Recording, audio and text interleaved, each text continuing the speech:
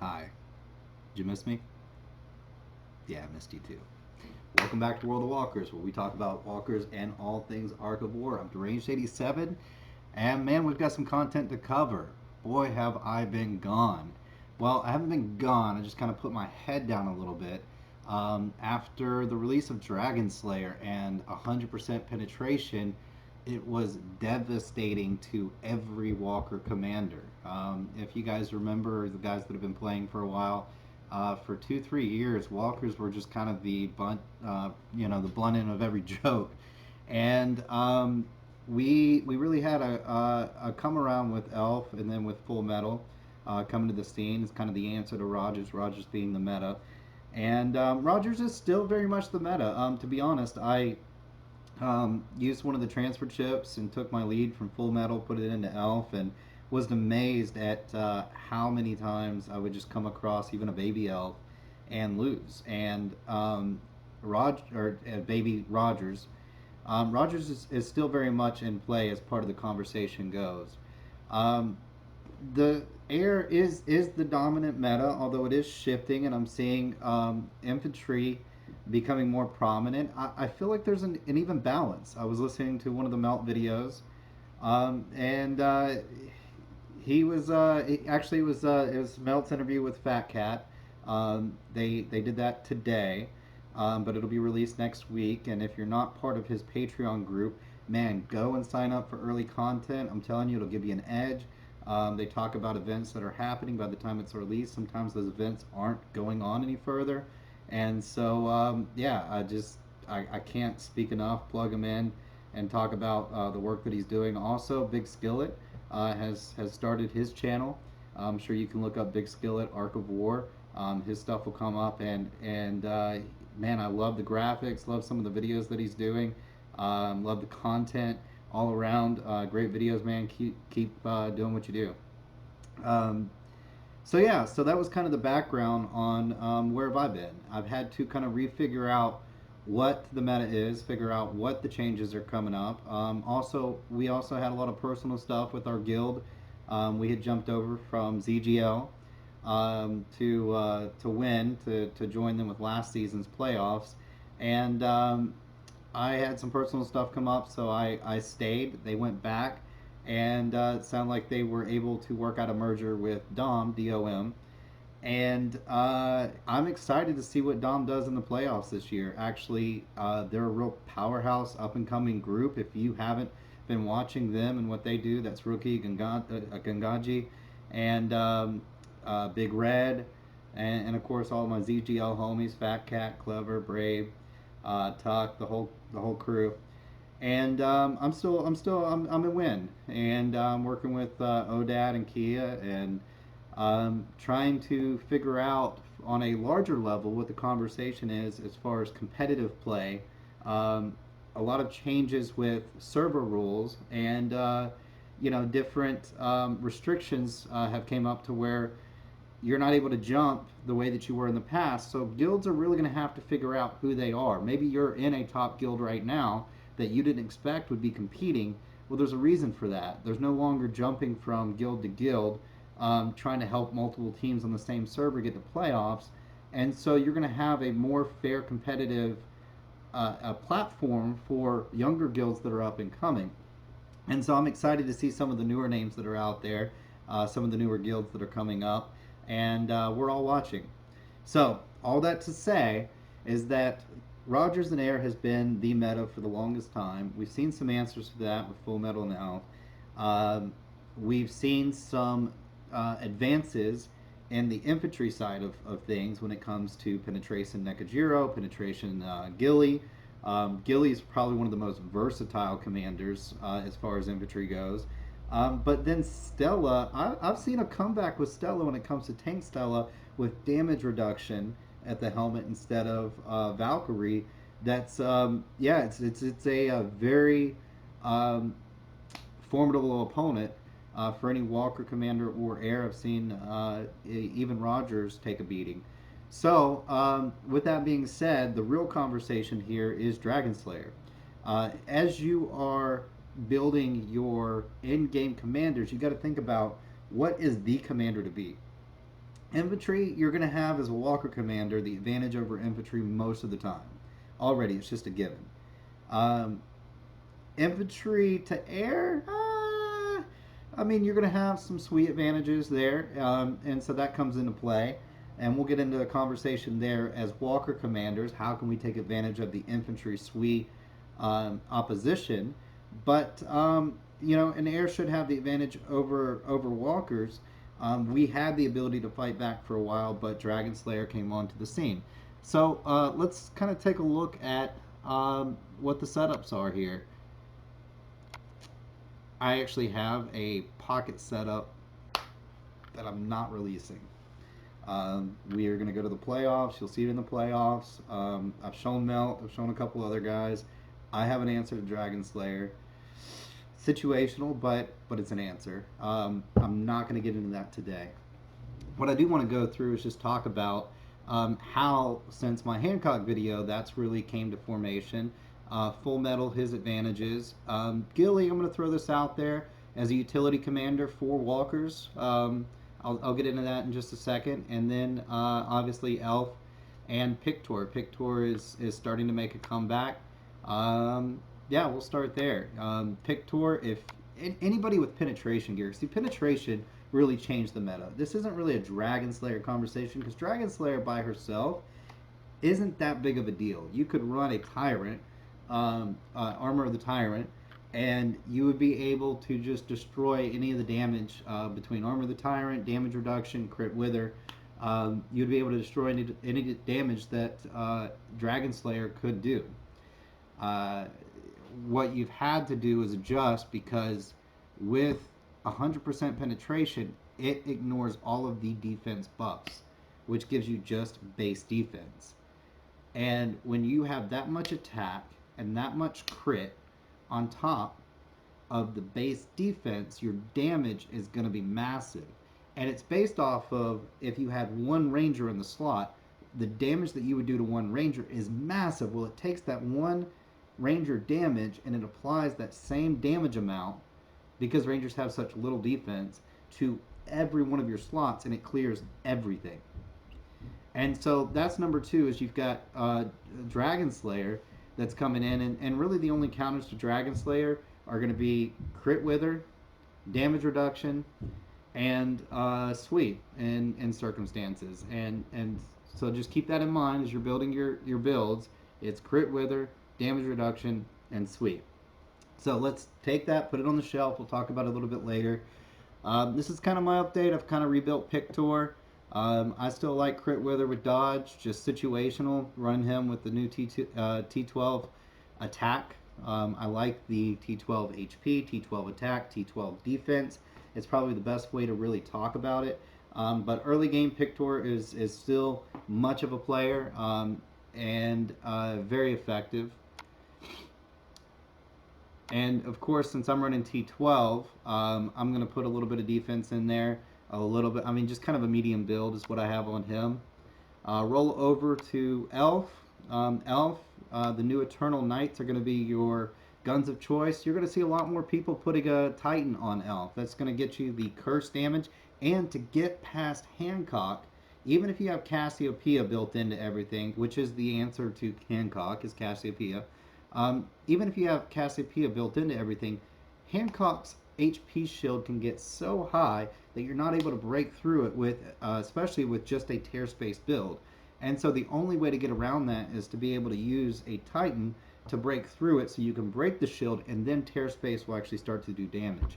Otherwise, Hancock will break through even an elf if you're just going back and forth because his shield's going to take 0 damage from just a tear space build.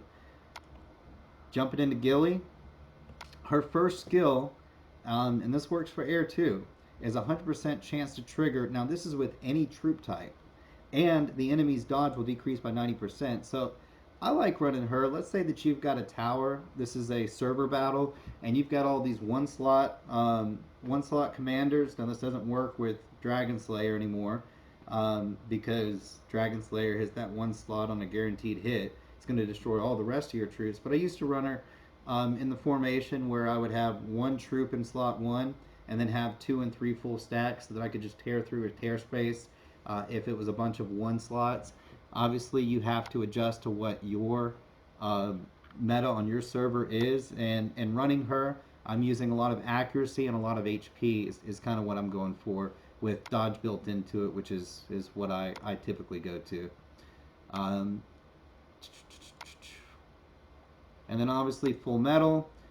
You're going to get into dual Eternal Knights or Eternal Knight and a Titan, just depending upon your build. I still think that damage reduction gear is the best with him, as well as a Valk, and of course Hancock. Now this is where it gets fun. I've got a 30k Hancock, and to be honest, that's all you need. All you need is 30,000. 30,000 on a Hancock, and as long as you got his skills maxed and you've got enough SWE, you will slam through some T12 attack or T12 defense. It's just a matter of time. He gets enough triggers. Again, the counter is going to be a Cassiopeia gem trigger. That's the main counter, but a lot of the infantry and a lot of the air mains are going to leave 1 slot of T12 HP because they know that tear space is going to do the work to punch through him and hopefully punch through him fast enough before he gets enough strikes. And if he's built with enough HP, if he's a boss build, your 2 builds are going to be baby SWE, or it's going to be boss build with HP. And neither one of them are fun to face. If you have Cassiopeia again, that's going to be the one offset there. So, anyways, just wanted to update you guys. I've got something working with Elf personally. Again, I'll share this after the playoffs. That's really fun. And then let's get into the new game. I know that Melt had wanted me to kind of touch on this a little bit, and I'm going to show you guys some things on how to be a little bit more competitive with this new game platform. So first and foremost, what you want to do is you want to go to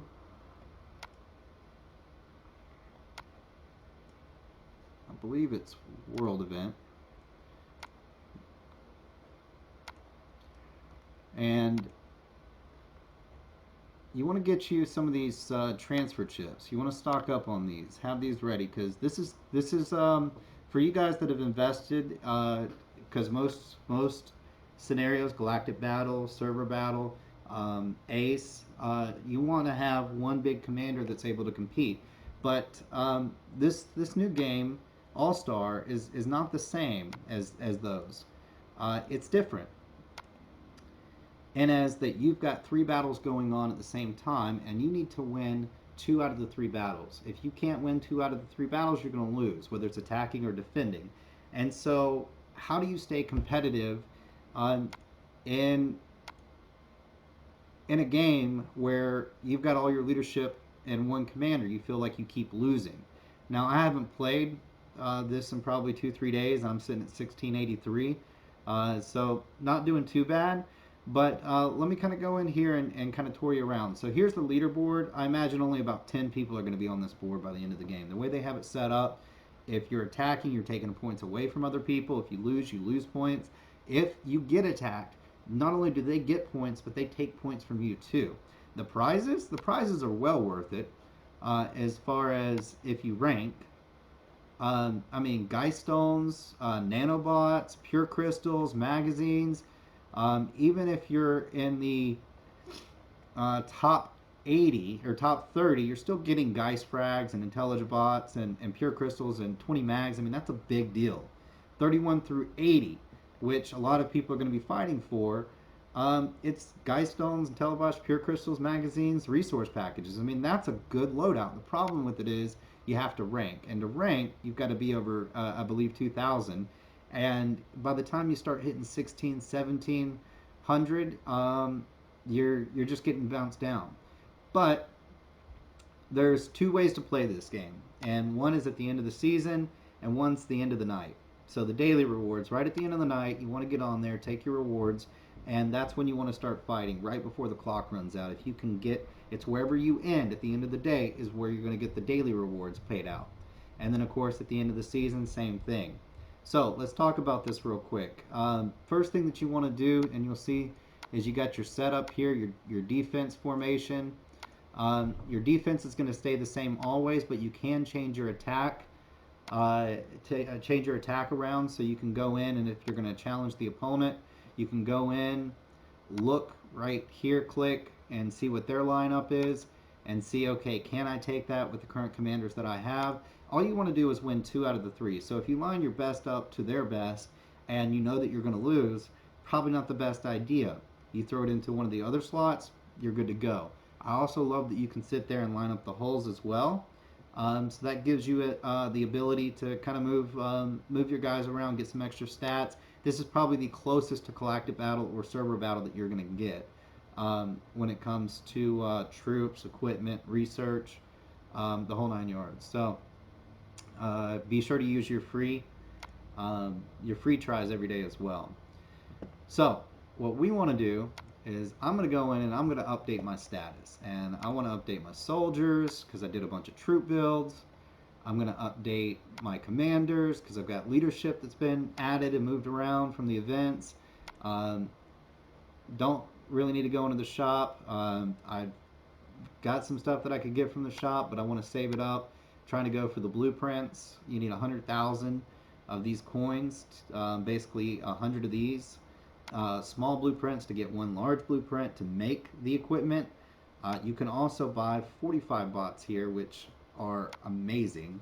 No, that's 35. You get the nanobots, which are the 45, and that's not easy to get. That's 80,000. So you got to pick your battles. What do you want?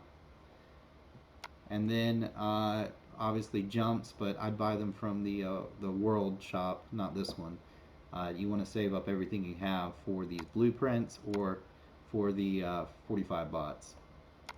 Okay, so we updated our equipment, updated our commanders, and we updated our troops.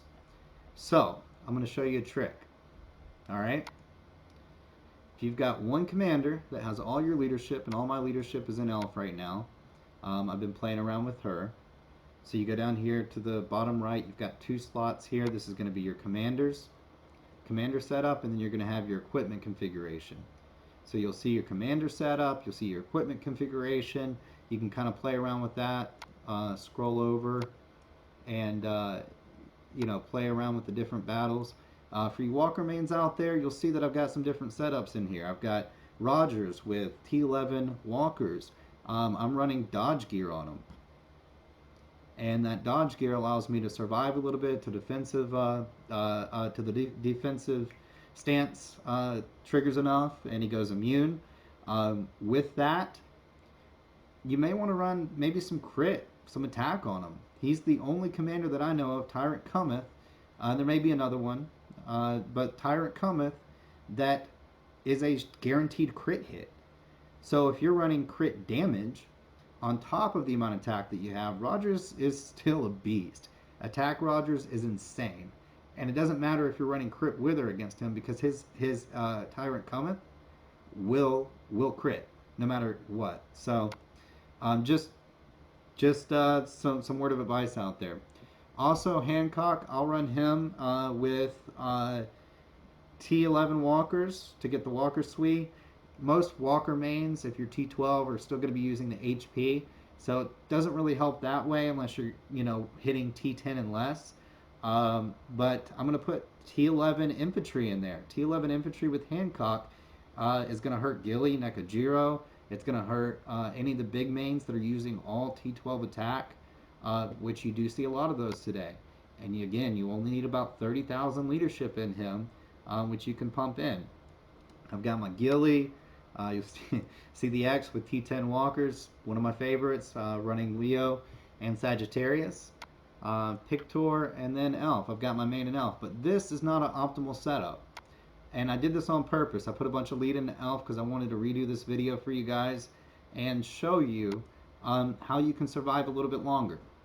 The reality is that when you start competing against full main commanders, when you start competing against guys that have 2 or 3 max leadership commanders, you're not going to break through. And it's about the 1800 mark, you're just not going to get any further. So you've got to know where you lie in this game. You got to know what, how far you can go, and who you're competing against. I know that I'm not going to compete against an Odad or a 66 or a Gon or Rookie. I mean, these guys have massive amounts of leadership, multiple commanders, and if I'm supposed to win 2 out of 3, I just can't do it.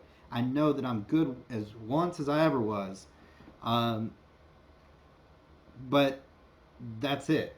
So, what I'm really competing against is a lot of the middle range guys that maybe have one large commander or have spread their leadership across. And I'm going, okay, how do I stay in the 1600 range without dropping down to 14 or 15? Um, Here's how.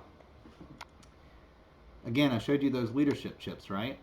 So we've already updated everything, and you've seen the max lead elf. So there's the max lead elf. So I'm going to go back over to full metal, and we're going to do leadership absorb, and I'm going to use the leadership transfer chip. You got to choose the commander, but I'm going to go to elf. And I'm probably going to put a little bit more leadership into full metal.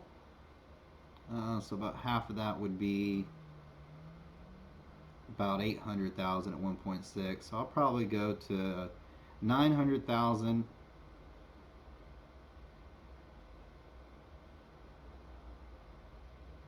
Yeah, we'll do right about there. Into full metal that I'm taking from Elf. But Elf is still pretty powerful because she heals. She's really powerful at the level that she is, even at 400 or 500. Let's get it right about there. I'll do 900. So we'll split the lead. That's a pretty powerful elf. So I'm going to use that. So we transferred our leadership. So I've got a 900,000 full metal. And now I have almost a 700,000 elf. Those are both pretty big commanders to be running in the All-Star game. So we're going to go back into All-Star.